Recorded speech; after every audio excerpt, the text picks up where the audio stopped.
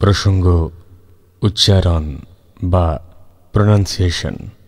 উচ্চারণ প্রসঙ্গেই যখন আলোচনা, তখন একটু বুঝতে চাইব যে অন্তত তথাকথিতভাবে শিক্ষিত মানুষের ঠোঁটেও উচ্চারণ মানের অধঃপতন হয় কেন, এমনকি কেনই বা বেনো জল ঢুকে যায় সাধারণের কাছে আদর্শ রেডিও টেলিভিশনের বাক ব্যবহারজীবীদের বাগাড়ম্বরেও।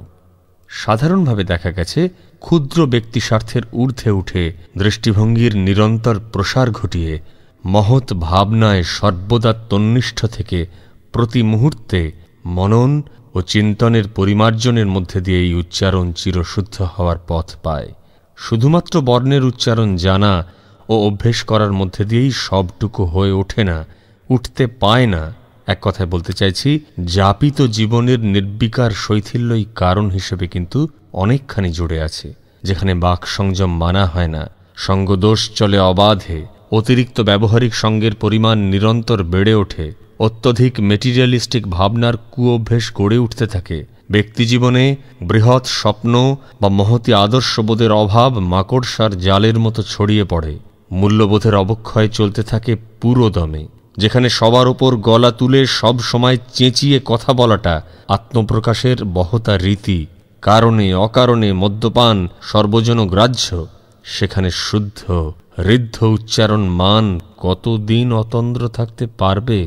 যাই হোক, সাধারণ কারণগুলো তো কিছুটা শুনলাম। এবার দেখব উচ্চারণ অশুদ্ধির বিশেষ কয়েকটি কারণকে। প্রথমত অজ্ঞানতা, দ্বিতীয়ত বদভ্যেস, তৃতীয়ত চল বা রীতি, এর মধ্যে উচ্চারণগত আঞ্চলিক বৈশিষ্ট্যটিও কিন্তু পড়বে, চতুর্থত ব্যক্তিবিশেষ বা প্রতিষ্ঠানের প্রভাব, তার মধ্যে অনুষ্ঠানে এবং ক্যাসেট রেকর্ডে নামী শিল্পীর প্রভাবও কিন্তু আছে, আর অসাবধানতার বিষয়টি তো আছেই। আর একটা কারণ অবশ্যই হল কষ্ট করে বিদগ্ধ ব্যক্তিত্ব বা প্রামাণ্য অভিধান ইত্যাদির সাহায্যে উচ্চারণ শুদ্ধ করার আলসেমো। ফলে বড় বেদনার সঙ্গে লক্ষ্য করতেই হবে যে সমকালীন সংস্কৃতিতে বাকশিল্পীরা নিজের দেশের নামের উচ্চারণ ভারতবর্ষ না বলে ভারতবর্ষ বলবেন, এবং সাধারণ মানুষ টু শব্দটিও করে উঠবেন না। আষাঢ়ে গল্প নয়, গত প্রায় 1 দশকে প্রকাশিত হওয়া আমার আপনার কাছে থাকা অনেকগুলি আবৃত্তি সংকলনেই এর সমর্থন পাওয়া যাবে। সবার কথা মোটেই বলছি না, কিন্তু একাধিক ব্যক্তির ক্ষেত্রেই বা এমন ঘটবে কেন? খুঁটিয়ে শুনে অশুদ্ধ উচ্চারণের তালিকা তৈরি করেছি বটে, কিন্তু ঠিকটা শিখতে চাইছি ভুলটা এড়িয়ে। ফলে এ প্রসঙ্গে আলোচনার শেষে সময়াভাবে সংক্ষিপ্ত তালিকা একটি দেব, কারো নাম বা সংকলনের শিরোনামের উল্লেখ না করেই, যাতে করে উদ্বুদ্ধ হয়ে আমরা আরও শুদ্ধ উচ্চারণের দিকে সবাই আর একটু এগিয়ে যেতে পারি। এবার শুদ্ধ উচ্চারণ প্রসঙ্গ। সঠিক উচ্চারণ স্থান জানা ও নিরন্তর তার অভ্যেস ছাড়া আর কি চাই?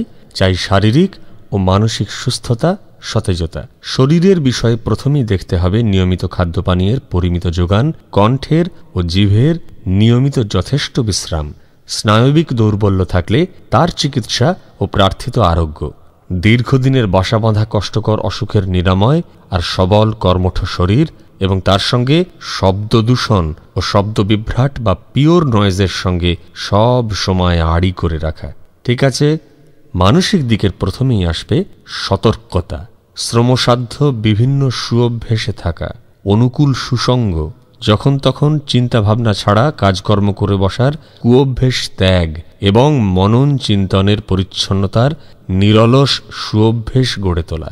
অ্যাগনি, অ্যাংজাইটি, টেনশন, স্ট্রেস, স্ট্রেন এগুলোকে সাধ্যমতো এড়িয়ে চলা, উগ্র উচ্চাকাঙ্ক্ষা ছেঁটে ফেলা এবং আবেগ অনুভূতির যথার্থ বহিঃপ্রকাশ বা ভেন্টিলেশন, এগুলো শুধু শুদ্ধ উচ্চারণের লালন সহায়কই নয়, কণ্ঠস্বরের ও কণ্ঠে লাগানো স্বরসমূহেরও লালন পালনে মাতৃস্বরূপা। এক কথায় নিয়ন্ত্রিত শৃঙ্খলাবদ্ধ সংযমী জীবনযাপন অন্যান্য শিল্পের মতো বাকশিল্পেরও আদর্শ ভিত্তিভূমি। আর ছোট্ট করে বলে দিই, উচ্চারণের জড়তা কাটাতে 2টো পদ্ধতির কথা। 1, মার্গ সঙ্গীতের টান সারগামের উচ্চারণ অভ্যেস করা। 2, সংগ্রহ করে কয়েকটি টাং টুইস্টারের সাহায্য নেওয়া, যেমন পাখি পাকা পেঁপে খায়, পাখি পাকা পেঁপে খায়, বাবলা গাছে বাঘ বসেছে, জলে চুন তাজা তেলে চুল তাজা ইত্যাদি।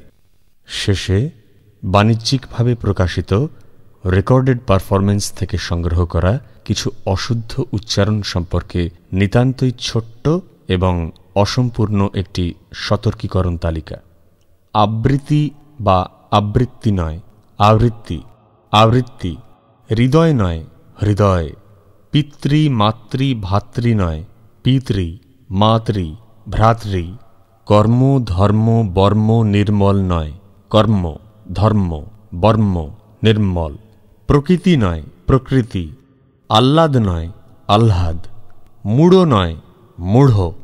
আর্দ্রতা নয়, আর্দ্রতা। পড়লে বা পড়লে নয়, পড়লে। হঠাৎ নয়, হঠাৎ। কাছ থেকে বুঝতে পারি, লিখতে লিখতে, খুঁজতে খুঁজতে, দেখতে পাচ্ছে নয়, কাছ থেকে বুঝতে পারি, লিখতে লিখতে, খুঁজতে খুঁজতে, দেখতে পাচ্ছে। একদিন অনায়াসে আসবে 5 বছর, রাগ করলে নয়।